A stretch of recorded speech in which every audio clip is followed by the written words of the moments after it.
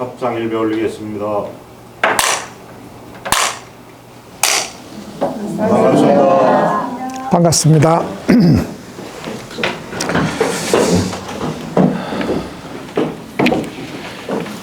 예, 반갑습니다. 이 우리 강의의 전체적인 주제라고 할까, 제목을 정해보자면 서유기로 배우는 불교 개론쯤 되겠습니다. 예, 그래서 이제 지난 시간에 우리가 갖추게 된 불교를 공부하는 사람, 수행하는 이들이 갖추게 되는 소위 5가지 차원의 안목에 대한 얘기를 했어요.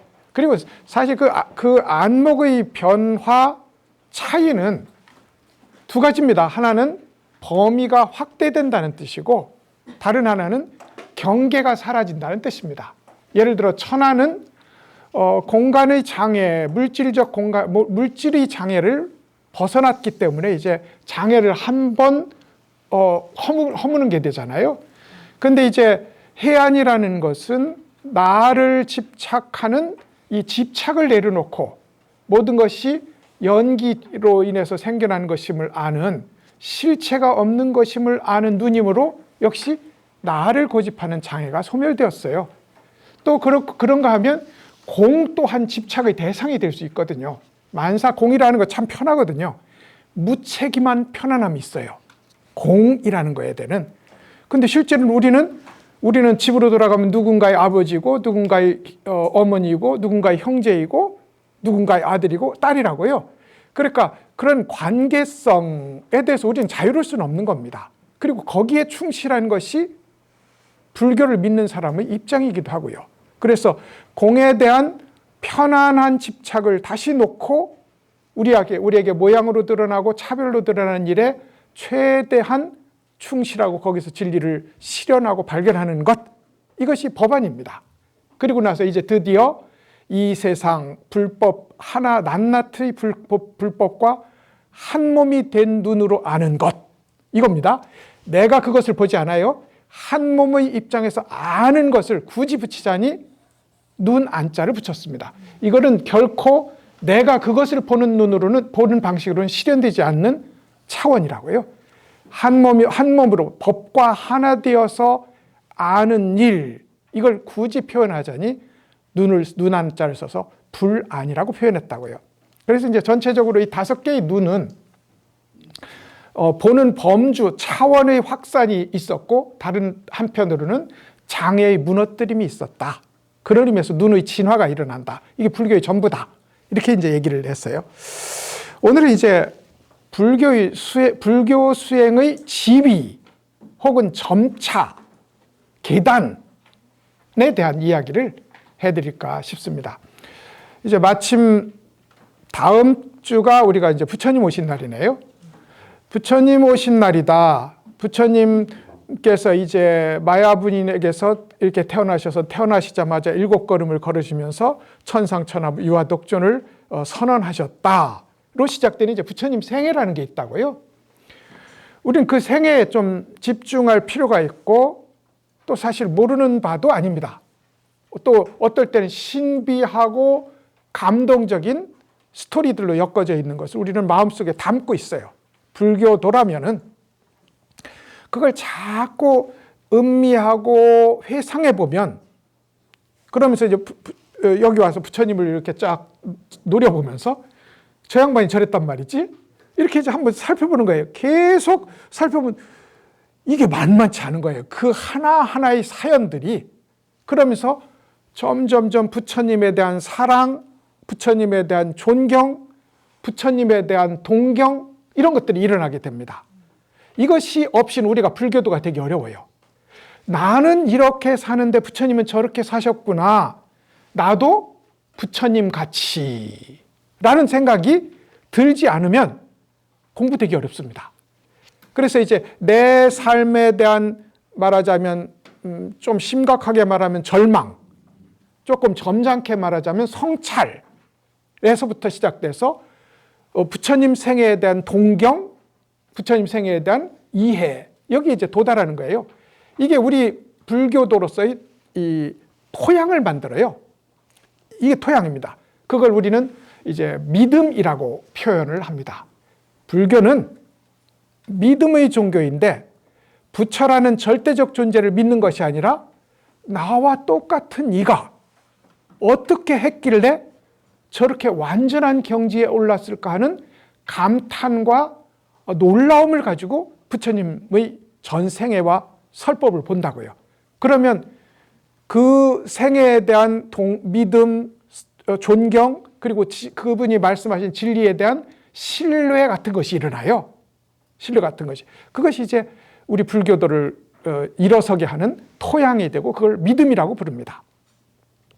믿고 나면 근데 저 부처님이 말씀하신 저 뜻이 뭘까 하고 곰곰이 생각하고 알려고 하는 혹은 알게 되는 일들이 점점점 일어나요. 알게 되는 건 층이 많거든요. 지식으로서 알게 되는 일도 있고 체험으로 알게 되는 일도 있고 하다 보니까 어라? 이건 말로도 마치 말 못하는 사람이 엿을 입에 문 것처럼 이게 참 난감한 거거든. 말도 못하는 사람인데 뭐 좀 이 용어가 사회적으로 용납되는지 모르지만 벙어리가 엿을 먹은 것처럼 원래 말을 못하는데 엿까지 먹었어. 꿀까지 먹었어. 그러니 그 단맛을 표현해야 되는데 그 단맛 때문에 입이 떨어지지도 않을 뿐더러 설사 떨어진다 해도 표현하지 못한다는 겁니다. 그런 깊은 이해, 말로 표현할 수 없는 이해까지 도달하는 거 우리는 불법에 대한 이해라는 범주로 묶습니다. 이 이해가 깊어질수록 이제 거꾸로 믿음도 강해지겠죠. 그래서 이제 이해의 차원이 있습니다. 이걸 소위 우리가 그냥 이해의 차원이라고 부르겠습니다. 그 다음에 이제 이해를 하고 나면 혹은 이해가 깊어짐에 따라서 점차적으로 이 불교는 부처님 흉내내기입니다. 불교는 부처님을 흉내내기예요. 그러니까 처음에는 모양으로 흉내내다가 나중엔 점점점 마음으로 흉내낸다고요. 그래서 이제 부처님을 흉내내서 나도 부처님처럼 이렇게 실천하고 부처님이 보시를 그렇게 하셨다니 가리왕이 팔을 자르는데 성질을 안 내셨다니 나도 한번 잘라볼까? 이렇게 해서 이제 부처님 닮아가기, 부처님 흉내내기를 한다고요. 이것을 전체적으로 실천이라고 부를 수 있겠습니다. 한문으로는 행이라고 부를 수 있겠어요. 근데 여기에 이제 묘한 일이 하나 일어나요.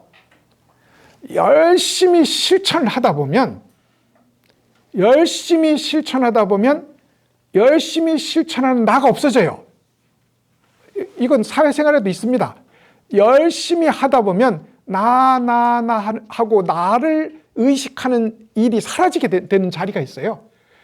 예를 들어서 적절한 비유일지는 모르겠지만 암벽을 등산한다. 그랬을 때 이 사람이 나 좀 멋있지 하면 이 사람 떨어질걸요? 저 한 100m 된 절벽에 매달려 있는데 누가 뒤에서 찍는다고 생각하고 그러면 벌써 에너지가 얼만큼 분산됐겠어요? 저 뒤에서 나를 찍는 사람한테 멋있게 보여야지. 그럼 이 사람 떨어집니다. 거기는 오로지 절벽에 나를 맡긴, 절벽과 하나 된, 절벽의 요만한 틈이라도 그것에 맡기는 일이 일어나요. 이걸 불교에서는 회향이라고 부릅니다. 누구에 맡기느냐면 이렇게 맡깁니다.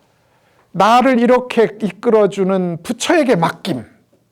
이거 부처에게 회향하는 겁니다. 내가 한 게 아니에요. 부처님 덕분에 한 겁니다. 근데 나는 또 어떻게 이 자리에 있게 되고 이 일을 하게 됐냐면 나와 이 세상을 함께 사는 중생들. 그래서 중생들에게 이걸 내 공을 돌립니다. 덕분이죠. 중생들 덕분에. 그리고 또 어떻게 내가 지금 이 공부를 이렇게 해서 여기 와서 이렇게 보요하고 편안한 입장이 되었을까 생각해 보니 오로지 한결같이 부처님이 끼쳐준 진리 법에 그 공이 있다는 거예요. 그래서 공을 그쪽으로 100% 돌리는 것. 이것이 회향의 정신입니다. 그래서 그렇게 100% 돌리고 나면 이제 불법을 분명히 실천하는데 실천하는 내가 없어요. 이게 이제 십회학의 핵심이고 그렇게 되면 드디어 그 존재 자체가 부처로 변해가는.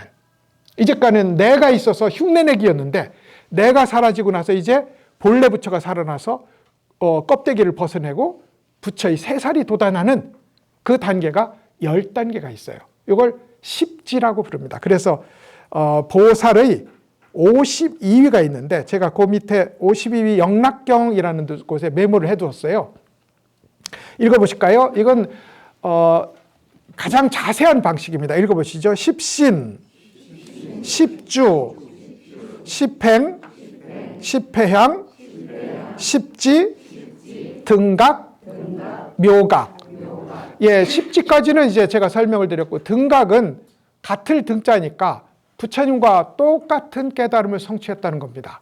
근데 왜 부처님보다 낮으냐? 요 경전에 비유가 있어요. 보물섬이 있는데 이 보물섬의 등각보살은 보물을 구하려고 항해를 계속한 그때 드디어 보물섬에 도착했어요. 부처님도 보물섬에 있어요. 근데 부처님은 보물섬에서 보물을 잔뜩 싣고 배가 원래 온 곳으로 뱃머리가 향해 있고 등각보살은 보물섬을 향해 있어요. 분명히 같은 자리에 있는데 등각보살은 보물섬에 도착했고 묘각보살 부처님은 보물섬에서 출발해서 중생을 향해서 오는 그런 입장의 차이가 있다. 또 비유적으로 표현하기를 인도의 아마르카라고 그 원래 있는 과일입니다. 이렇게 대추보다 작은 과일이 있는데 그것을 손바닥에 놓고 등각은 얇은 면사포를 쓰고 얇은 투명한 막을 쓰고 이걸 보는 것과 같고 부처님은 묘각은 이 장막이 하나도 없이 직접 눈으로 보는 것과 같다. 누구나 뻔히 보고 있지만 그 밝고 분명함의 차이가 있다. 이게 이제 등각과 묘각의 차이가 됩니다. 그래서 이제 52위가 가장 표준적으로는 영락경에 있고 화엄경에도 있고 그리고 여타의 경전에도 이런 지위가 약간의 차이를 갖고 이제 나타나요. 이걸 줄이면 제일 앞에 기본 사행이라고 말씀드린 신해행증이 됩니다. 그렇겠죠, 그죠? 십신은 10단계의 믿음이라고 했지만 믿음이고 십주라는 건 이해한다는 뜻이거든요. 이해한다. 그래서 이제 십주는 이해의 범주에 속합니다. 해의 범주에 속한다고요. 십행과 십회향은 실천의 심도를 가지고 나눈 것이므로 행에 속하고 십지는 증에 속합니다. 이래서 신해 행직으로도 나눌 수 있어요.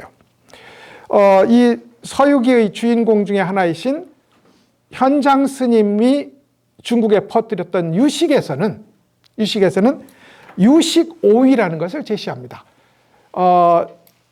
자본을 마련하고 여행의 식량을 마련하는 단계, 이걸 자량위라고 불렀고요. 여기 써놨죠. 자량위.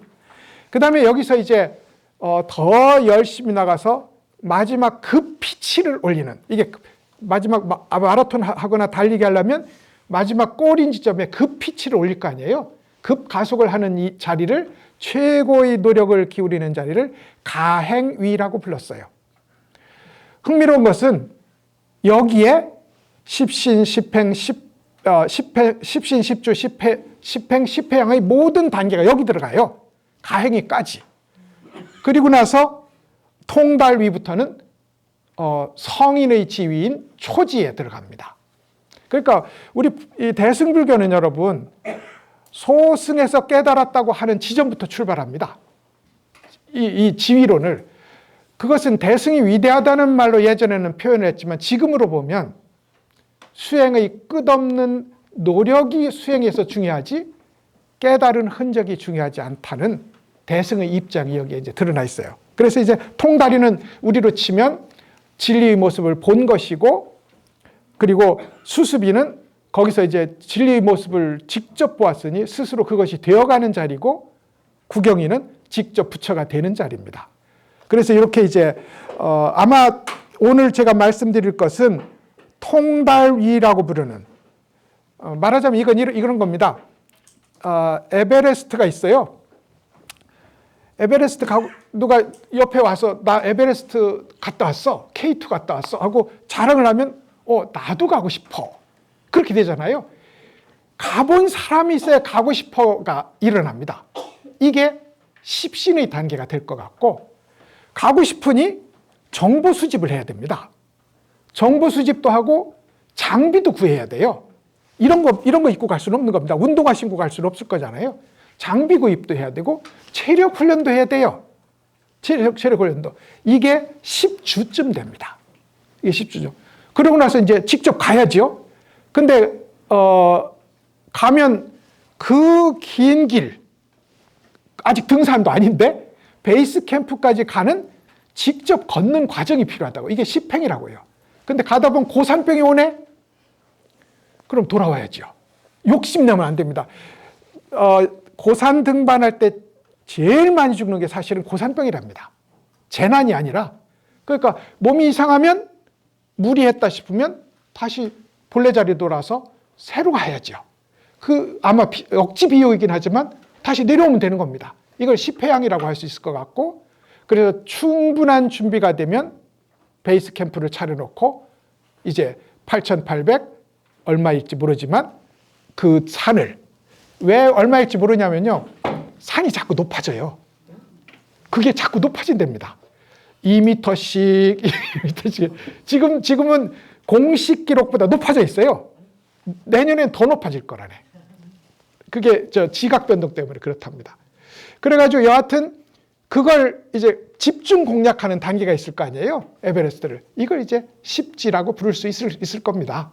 그렇게 이제 기억하셔도 좋을 것 같아요.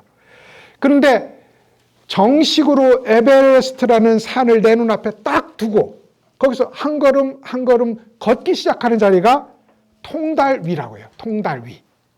이 52에서는 10지가 되고요.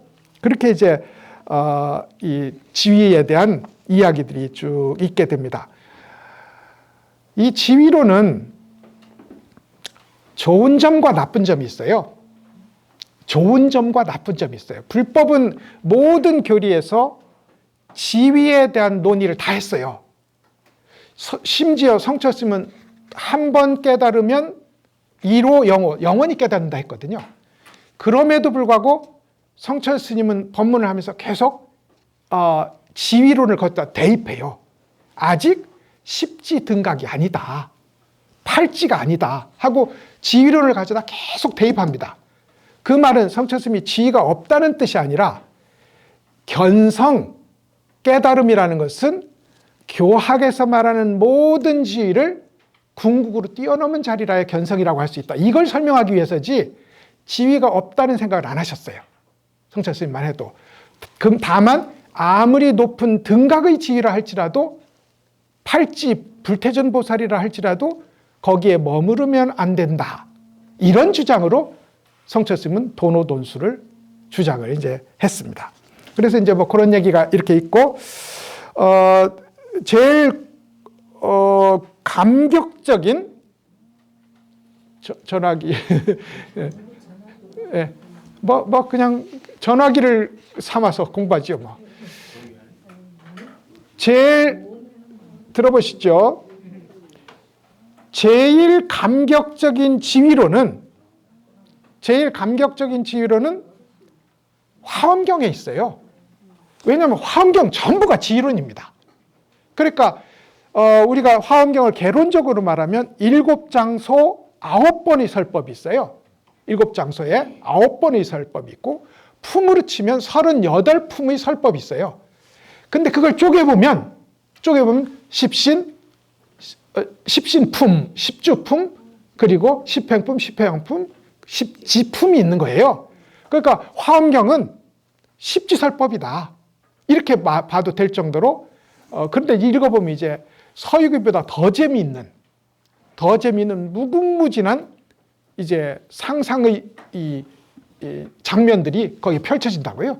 펼쳐지는데 재미있는 건 부처님은 여기서 입으로 설법하지 않으셨어요. 여기는 보살들이 다 설법했지 부처님은 뭐 하셨냐면 빛만 내셨어요. 광명으로 설법하셨어요. 그래가지고 십신 설법을 할 때는 부처님이 발바닥에서 빛이 납니다. 발바닥에서 빛이 나면 보살이 나서서 이 발바닥 빛이 왜 나는지에 대한 불법의 이치를 설명합니다. 그렇죠. 발바닥은 여러분 불법을 딱 딛고 쓰는 그 자리잖아요. 믿음이 그렇습니다. 그 다음에 이제 10주, 깊은 이해의 자리, 믿음을 확립하고 불자로서 확립되는 시기에 설법을 하려면 발가락에서 빛이 납니다. 그럼 이게 설법이 끝난 거예요. 부처님 설법이. 그러면 다시 보살이 나타나서 발가락에서 빛이 나는 이치에 대한 불법도리를 설해요.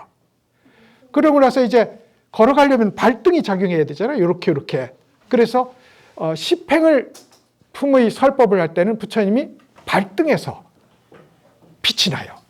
그리고 나서 이제 십행을 설할 때는 무릎에서 빛이 납니다. 무릎이 있어야 뒤로 돌아 할 수 있잖아요.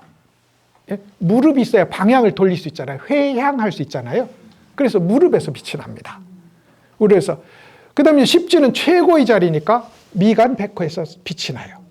그 빛이 날 때마다 보살들이 나서서 이 빛이 나게 된 도리에 대해서 설한 것이 화엄경이다. 이렇게 이제 설할 수 있거든요. 그래서 쭉 한번 제가 참고로 보시라고 설명을 이렇게 해놓고요. 십신부터 오늘 4가지 얘기를 해드릴 거예요. 사실은 이제 서유기를 그냥 한 글자, 한 문장, 한 줄이 모두 다 해석을 필요로 하는 내용들입니다. 근데 그걸 여러 법부님들과 같이 공유할 필요는 없는 거예요. 그건 이제 시시콜콜하게 따지는 학자들의 일이지.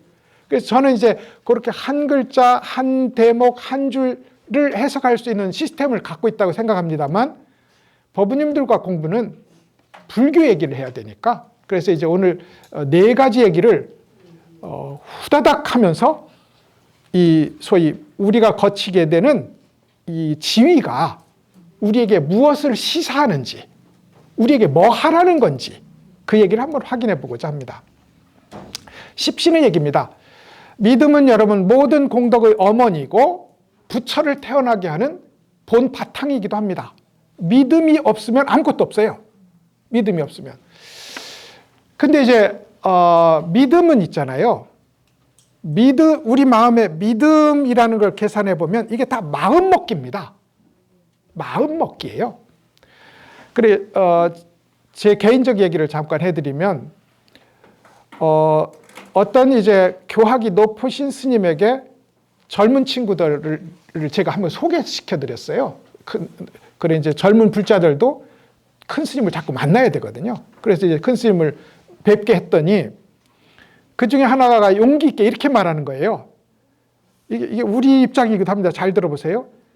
불교 경전을 읽거나 스님 설법을 들을 때는 마음이 시원해서 다 해결될 것 같은데 하루나 이틀이 지나면 다시 갑갑해집니다. 운이네 뭐. 다시 갑갑해집니다. 어떻게 하면 될까요? 라고 물었어요. 그래서 이제 저는 옆에서 이제 속으로 그렇게 하는 방법이 있거든요, 여러분. 그것이 환하게 마음에 부담이 내려놔지고 구속이 사라진 자리가 그냥 일어나진 않아요. 왜 일어난지를 우리가 가만히 점검을 해보면 그 자리가 있어요. 그 자리가 있어요. 주로 사실은 염불하다 일어나고 참선하다 일어납니다. 그렇지만 설법하면서도 그와 유사한 일은 일어나요. 유사한 일은 일어나는데 들어보세요.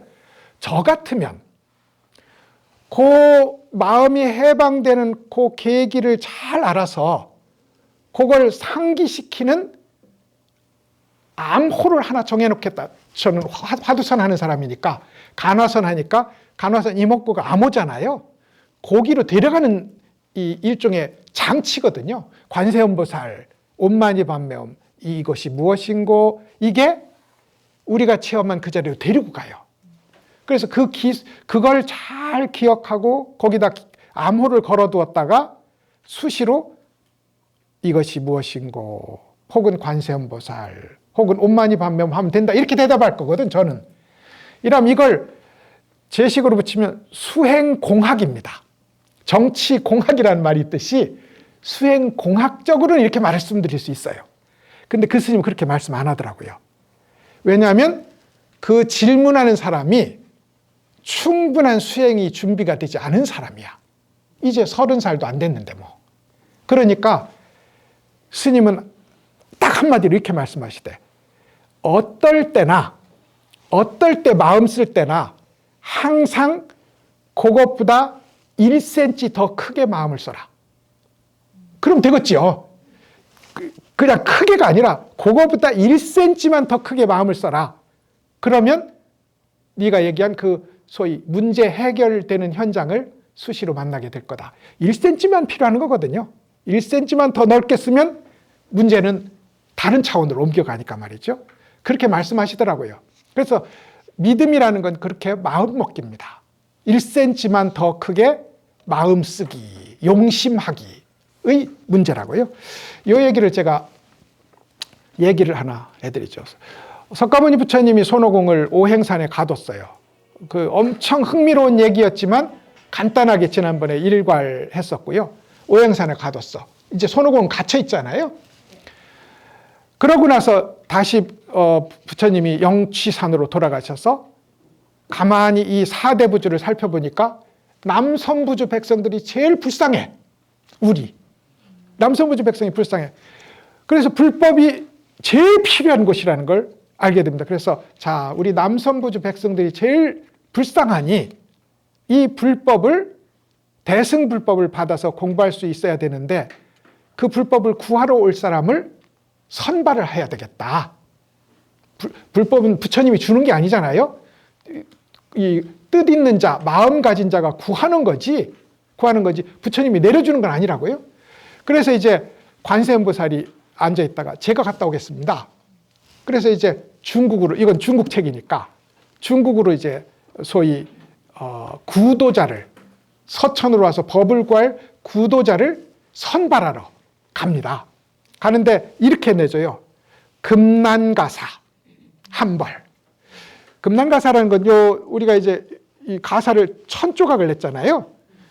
이거 잡담하면 안 되는데 왜 1000조각을 냈는지는 아시잖아요. 떨어진 걸레 조각, 소가 씹어먹은 이 1000조각, 시체 쌌던 1000조각, 걸레 조각, 이런 것들을 이어서 붙였다고요.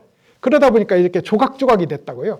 그러면 우리 성철 스님은 한 1000조각 정도 꼬맸잖아요. 그 옷이 나이 먹을수록 조각이 많아지는 거야. 늘 이게 낡으니까 당연하지. 또 주워서 쪼개고 또 쪼개서. 근데 나중에 부처님이 존경받게 되고 나서는 통째로 천을 주는 일들이 있었어요. 근데 이제 통째로 천을 주고 이걸 이렇게 이제 가사로 입고 다니니까 도둑들이 와서 자꾸 옷을 뺐네? 이거 갖다 뭐하고 할 수 있잖아. 그래가지고 안 되겠다. 새 천을 받아도 잘라라. 조각조각 잘라서 다시 꼽아라. 이러면 못 쓰잖아요. 그래서 이제 처음에 시작은 분소이, 똥 닦고 불태우고 시체 쌌던 이 천으로 만들었지만 나중에는 좋은 천으로 만들었어요. 만들었는데 쪼갠 이유는 그런 이유입니다. 근데 석가모니 부처님에게는 천신이 조각 곧 이렇게 밭두렁처럼 되어 있는 이 조각난 고기다가 전부 금실로 술을 넣은 그런 가사를 주십니다. 선물을 해요. 그러자 석가모니 부처님이 이걸 자기가 이렇게 받아서 누구한테 줍니다. 누구한테 줄게요? 미륵보살한테 줍니다. 그래서 의발전수야. 현재 부린 석가모니가 미래 부린 미륵보살한테 줬으니 이제 이 가사를 내려주는 전통은 이렇게 생긴 겁니다. 금난가사 한 벌과 석장이라고 이 소위 육환장이라고 불리는 지팡이를 하나 줘요. 관세음보살은 이거를 중국에서 인원이 선발되거든 전달을 해주라. 그리고 관세음보살이 이걸 가져와서 중국 땅에서 와서 숨어서 때가 되기를 기다립니다. 기다리는데 현장법사가 이제 그때 성장하고 있었죠. 이 당삼장법사가.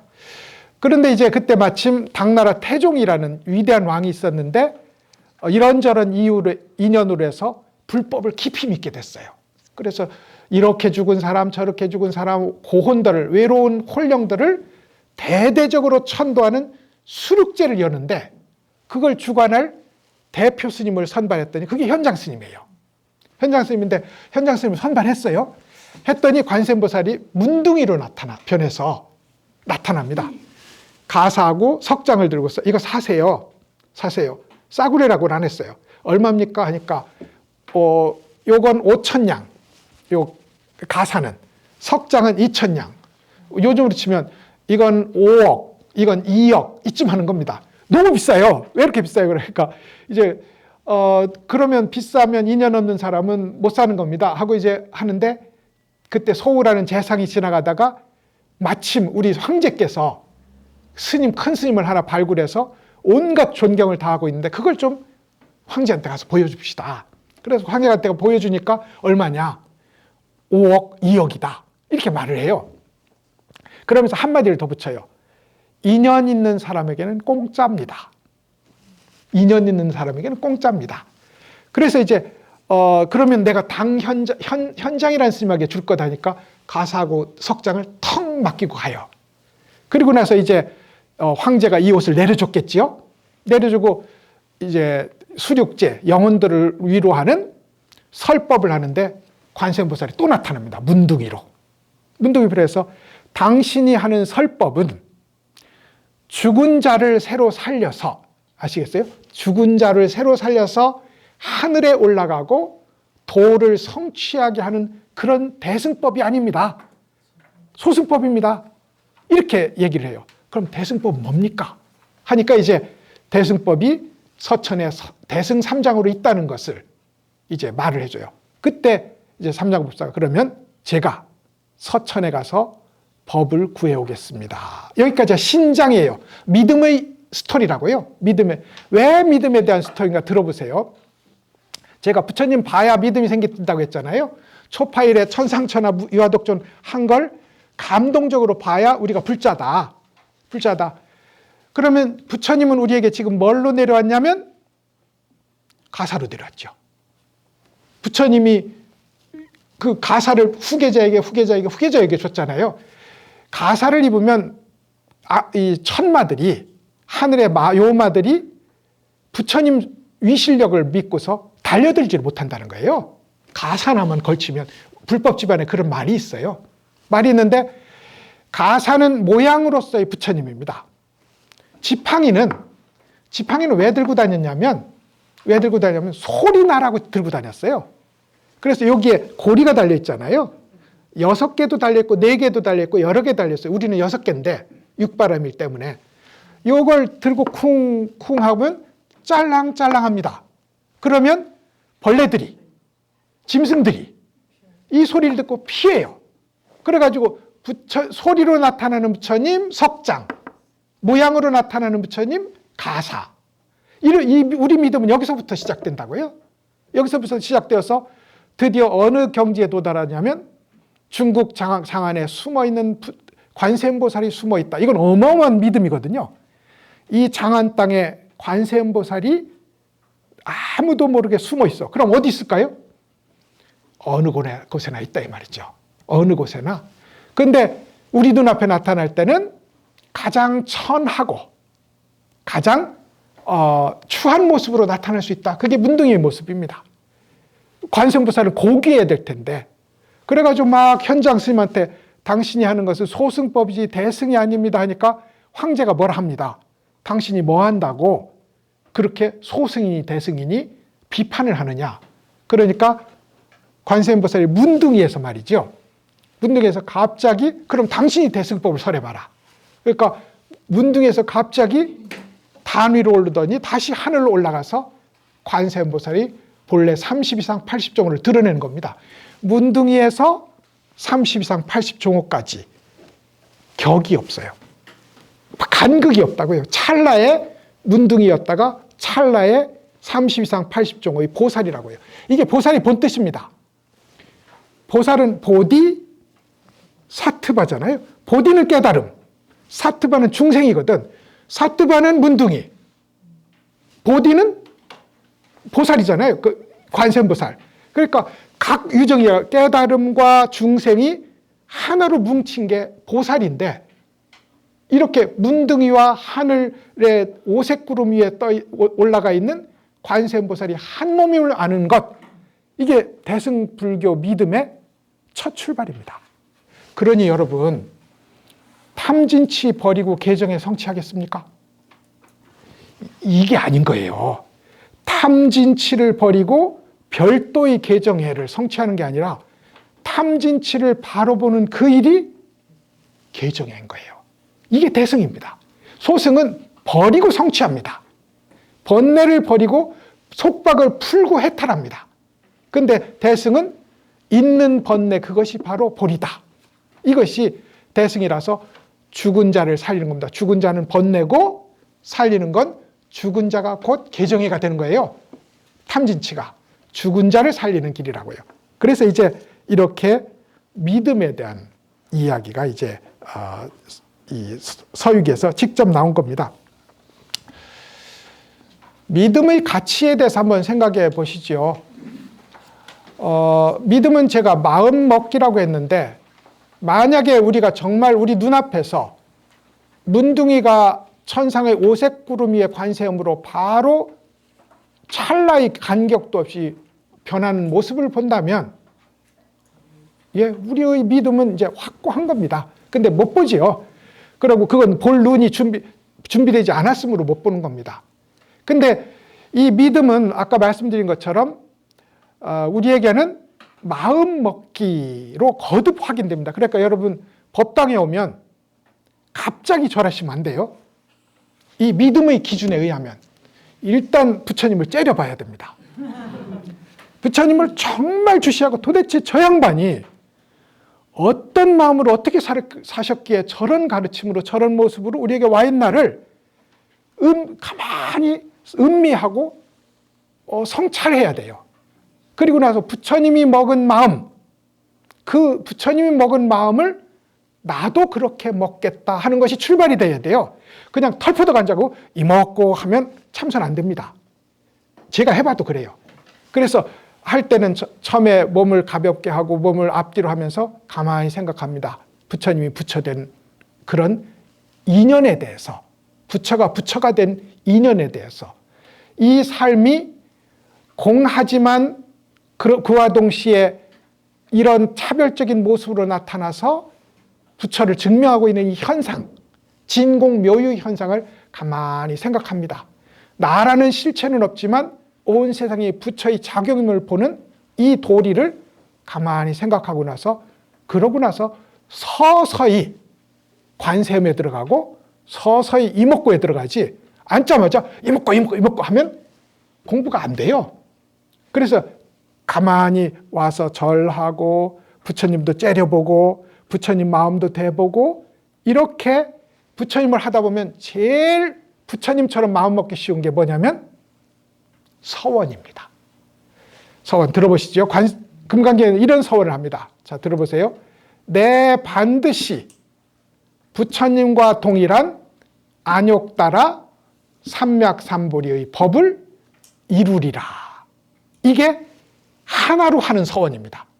하나로 하는 서원이 제일 간단하죠. 부처님과 동일한 무상, 위 없는, 어떤 깨달음은 이렇게 아직 부족한 깨달음이 있거든요. 예를 들어서 보살들의 깨달음은 분명히 위대한 깨달음에도 불구하고 아직 조각이 결손이 돼 있어요. 그래서 그걸 결손되어 있는 깨달음이라고 부릅니다. 결각이라고. 결각. 성문 연각들은 공에만 치우쳐서 깨달았어요. 그래서 치우친 깨달음이라고 부릅니다. 더 기가 막힌 건 외도들의 깨달음입니다. 외도들도 깨달아요. 외도들도 깨달았는데 공부하다 보니까 저 장벽 밖이 보이고, 근데 외도의 특징은 나가 남아있어요. 그러니까 이 소위 생기게 된 안목을 전부 나를 위해서 씁니다. 그러니 무당이고 사입인 거지. 무당이고 사입인 거예요. 그래서 이걸 삿된 깨달음이라고 해서 사각이라고 부릅니다. 근데 부처님의 깨달음은 위 없는 깨달음이고 정등, 평등한 깨달음입니다. 성문연각처럼 치우치지 않고, 그 다음에 정각, 바른 깨달음이에요. 삿되지 않고요. 이게 안욕따라 삼맥삼보리를 이루리라, 이런 거예요. 이 발원하는 마음, 이게 신심의 한 특징입니다. 마음먹기라고 했잖아요. 우리 공부는 마음먹기가 중요하다고요. 그래서 안욕따라 삼맥삼보리를 이루리라. 이 마음을 먹고 나면 우리가 이제 당연히 거기서 부처님은 그러면 어떻게 성도를 하셨고 어떻게 수행하셨고 어떻게 번뇌를 항복시켰을까라는 진지한 궁금증이 일어납니다. 그때 그것을 화두로 바꿔보면 이것이 무엇인고, 그것을 연불로 바꿔보면 관세음보살, 주력으로 다란이로 바꿔보면 그것이 옴마니밤매옴, 이목, 남모라단나 이렇게 되는 거라고요. 그래서 반드시 믿음의 가치, 자리를 깔아놓고 시작해야 된다. 믿음이라는 자리를 깔아놓고 시작해야 된다. 이것이 일종의 길라잡이와 같은 것이다. 이렇게 이제 우선 보겠습니다. 이렇게 믿어야, 이 믿음이 만약에 여러분 법당에 올 때만 말고 차를 타고 다닐 때도 부처님, 나도 부처님처럼, 밥을 먹을 때도 나도 부처님처럼 하고 마치 어미닭이 알을 품고 있듯이 생각한다면 뭐겠어요? 믿음이 곧 이해이고, 이해가 곧 실천이고, 실천이 곧 회양이고, 회양이 곧 십지가 됩니다.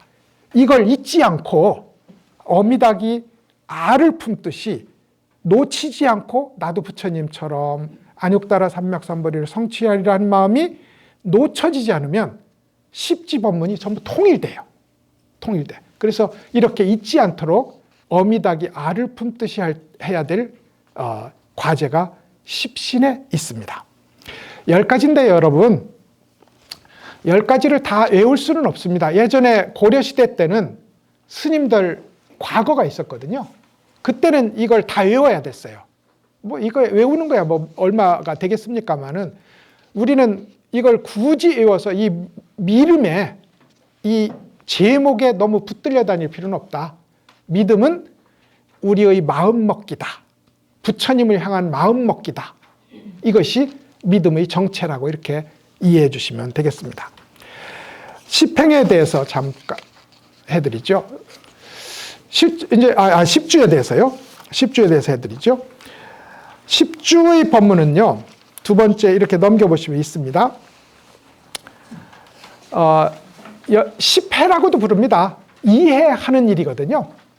이해가 되어야 독수리 발로 확 나무를 움켜쥐듯이 불법을 확 움켜쥐고 거기서 흔들리지 않게 됩니다. 그래서 머물 주자를 쓰기도 하고 이해할 해자를 쓰기도 해요. 십주인데 이 십주의 핵심은 참 여기부터 이제 여러분이 어렵다고 하는 부분인데, 앞에까지는 우리가 생각하는 그대로 하면 됩니다. 머리로 진짜로 그렇게 생각하는 거예요. 십주가 되면 공부를 그래도 어느 정도 하다가 부처님의 마음을 자꾸 알아듣고, 아까 회장님이 자 입정하겠습니다 하고 입정했을 때의 마음, 이게 시비분별, 호오가 선택이 없는 무분별심이거든요. 입정이 있겠습니다 하는 이 자리가 나, 너, 좋고 싫음이 사라진 자리예요. 그럴 수 있죠. 1초밖에 못 하시지만 그럴 수 있습니다. 이렇게 이먹고 관세음보살 옴마니밤매옴 1초는 할 수 있어요. 그 무분별심이, 이건 기술이 아니라 이 존재적 결단이기도 하거든요. 이 무분별심이 일어나는 자리를 점점점 확산시키고 지속시킵니다. 이것이 이제 십주의 핵심인데, 그 핵심에는 법문을 듣는 일도 포함돼요. 법문을 어떻게 듣냐면 이렇게 듣는 게 법문입니다. 스님이 이 십주 법문을 할 때는 부처님의 발가락에서 광명이 일어났습니다. 그러면 들으시면서 그런 게 어디 있어, 다 비유겠지. 이건 듣는 게 아닙니다. 이건 듣는 게 아니에요. 그러면 내가 그것을 듣지 않습니까? 불법은 철학이 아니라고요. 불법은 제1과제가 나를 내려놓는 건데, 좋은 스님이 나와서 여기서 그때 부처님 발가락에서 광명이 일어났습니다 하면, 아, 부처님 발가락에서 광명이 일어났습니다 하고 그대로 거침없이 나한테 쑥 들어오는 일을 가리켜서 설법 듣는 일이라고 합니다. 설법 듣는 일이라고 해요. 그러니까 거기에 내가 그것을 듣지 않고 들어오는 대로 받아들여 수용하는 일, 이것을 통해서 우리는 무분별지가 일어납니다. 그게 안 될 때는요, 자꾸 읽어야지. 좋은 방법이거든요. 자꾸 읽으면 됩니다.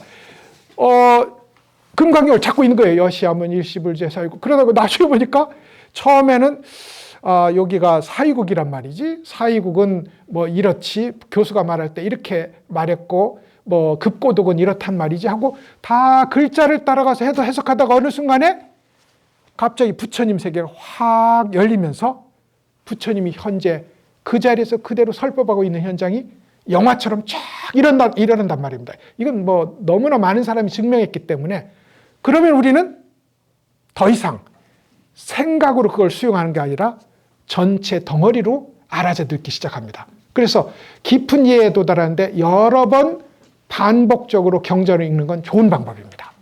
좋은 방법. 그래서 이제 그렇게 그러면 점점점 안정되어서 성철 스님이 저 가야산에 가면 거기 문수보살이 설법하고 있는 데가 있어. 내가 봤거든. 그래도 의심하지 않고 네 라고 말합니다. 그렇지 않고 야 스님이 우리 같으면 스님이 무슨 상징적 의미를 가지셨나? 이건 우리의 버릇일 것 같고 더 못된 사람은 저 스님 순 거짓말하고 있네. 이렇게 할 거라고요. 근데 그렇지 아니하고 설법을 하고 이렇게 거듭거듭 듣다가 부처님이 설하신 그것이 말씀과 같고 실질적인 것과 같고 거짓말이 아니고 하다는 걸 우리가 직접 확인하게 된다. 이게 십주의 장점이기도 합니다. 단점은 아직까지도 머리가 작동하고 있기 때문에 이해하는 작용이 작동하고 있기 때문에 실천력이 약해요. 머리로 하면 여러분 머리 좋은 사람 실천 잘못하는 거 압니까? 저희들이 여기 중국어 하는 우리 박사님도 하나 왔는데 저희들이 이렇게 중국어를 써보면요. 아주 전통적으로 중국어 잘 못하는 어느 그룹이 있습니다. 어디일까요? 서울대 출신입니다. 왜냐하면 머리로 생각하느라고 입이 못 따라가. 그래서 그거보다 조금 나빠야 돼요. 물론 그 머리는 아니고 그 영역이겠죠. 근데 하여간 언어를 하려면 머리가 지나치게 총명하면 언어 잘 못하는 것 같아요. 이거 일반어는 아닙니다. 하여간 경험적으로 그렇단 말이에요. 그런데 여하튼 머리가 좋으면 제일 문제가 뭐냐면 몸이 안 움직여. 이건 일반화해도 되겠네, 그죠? 꽤나 부리지. 그래서 십주의 장점은 부처님의 세계를 여실하게 보는 데까지 나갈 수 있어요. 단점은 실천력이 부족해요. 십주는 그냥 거기 앉아서 꾹 잡고 다시 날아갈 생각을 안 한다는 거야. 이해하고 그 자리에 안주해서 더 나가려고 하지 않는 거예요. 그래서 실천력이 약해요. 단점입니다. 그 약한 실천력에 대한 얘기를 잠깐 쉬었다가 서유기 얘기를 가지고 해드리죠.